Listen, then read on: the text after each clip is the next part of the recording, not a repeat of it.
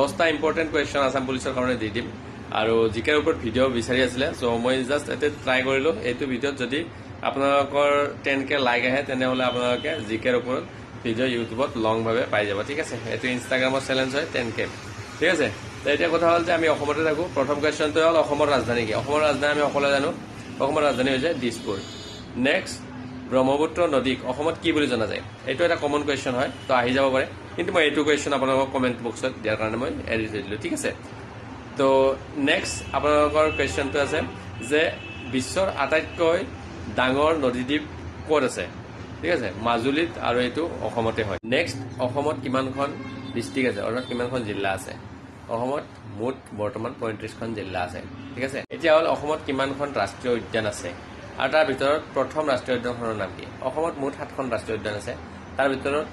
আপোনালোকৰ প্ৰথম ৰাষ্ট্ৰীয় উদ্যানখন হৈছে কাজিৰঙা এতিয়া হ'ল একশিঙীয়া গড়ৰ বাবে বিখ্যাত ৰাষ্ট্ৰীয় উদ্যানখনৰ নাম কি যদি সোধে এইটো হৈছে আপোনালোকৰ কাজিৰঙা ঠিক আছে আপোনাৰ আহোম ৰাজ্যৰ প্ৰতিষ্ঠাপক কোন আহোম ৰাজ্যৰ প্ৰতিষ্ঠাপক হৈছে চাওলুং চুকাফা অসমৰ প্ৰথম ছবিখনৰ নাম কি আৰু ইয়াক কোনে নিৰ্মাণ কৰিছিল অসমৰ প্ৰথম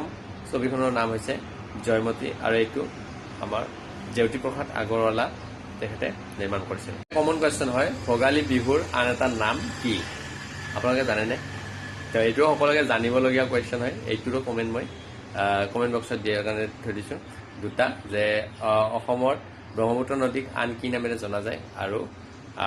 ভোগালী বিহুৰ আন এটা নাম কি ঠিক আছে তো এই দুটা কমেণ্ট কৰিব আপোনালোকে খুব ইম্পৰ্টেণ্ট কুৱেশ্যন হয় এইখিনি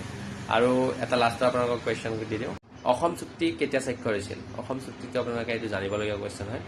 15 আগষ্ট 1985 চনত স্বাক্ষৰ হৈছিল মনত ৰাখিব 15 আগষ্টটো মনত থাকিব 1985টো মনত ৰাখিলে হ'ল চনটো ঠিক আছে তো এনেকুৱা ইম্পৰ্টেণ্ট কুৱেশ্যন আছে কিছুমান বহুত আপোনালোকে দি দিম বাৰু যদি এইটো 10K লাইক আহে ঠিক আছে